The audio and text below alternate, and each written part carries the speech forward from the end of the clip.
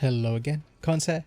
I'm going to quickly go over the Alatreon set and some of the weapons just to show you how they are and how they operate and how they compare to the currently existing ones. I'm going to be comparing them to these, mostly Brachydium but also Garuga legs because they're a bit more flexible. These are generally some of the best pieces we have with some of the best bang for your buck in terms of points, and so they form a good baseline for comparison. So firstly, the set bonuses. The elemental conversion set bonus that they showed us in the dev diary is actually just a 2-piece bonus. So if you haven't seen it, basically the more elemental defense you have, you get a bonus for your elemental attack. We don't know the specifics on the numbers, and so it's hard to judge how good it is or how bad it is yet. It doesn't seem particularly strong, but the fact that it is a 2-piece means it's comparing with things like Agitator Secret and stuff like that. Whereas I was originally thinking it was like a 3-piece Master's Touch or Safi Jiva competition. This means it can slot alongside things like Safi Jiva or Master's Touch, which does definitely open things up a bit more. So the 3-piece set bonus increases your elemental resistances.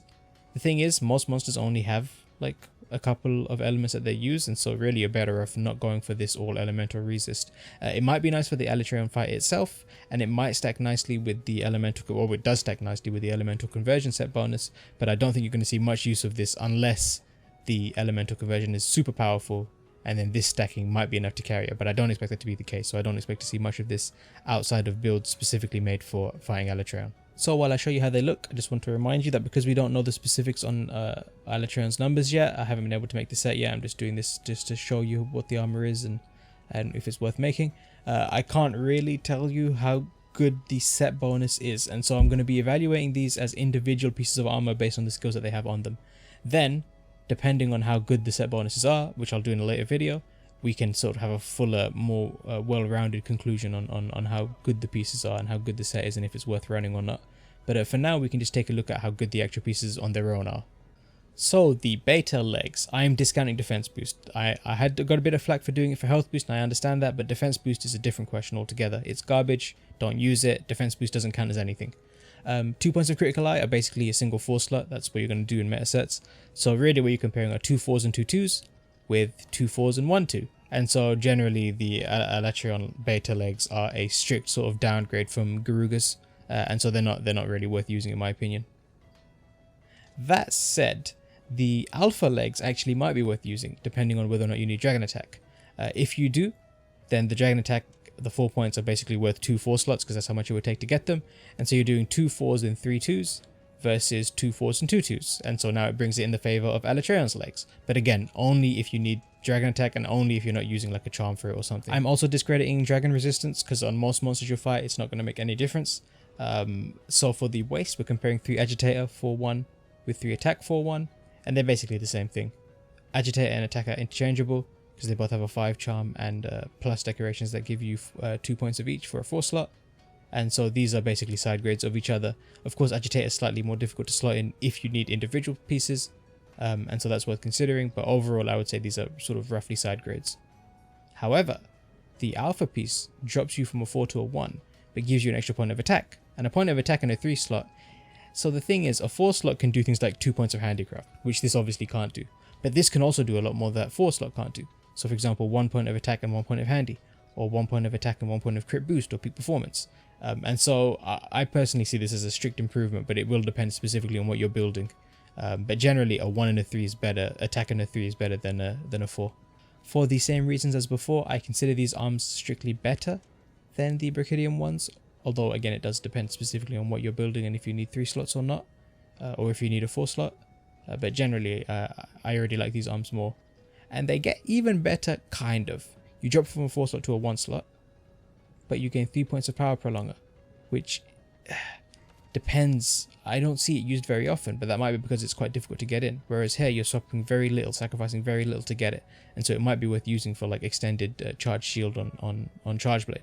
I'll defer to the TA runners to get the specifics on that, but it does seem quite interesting to say the least. The chest is a difficult comparison.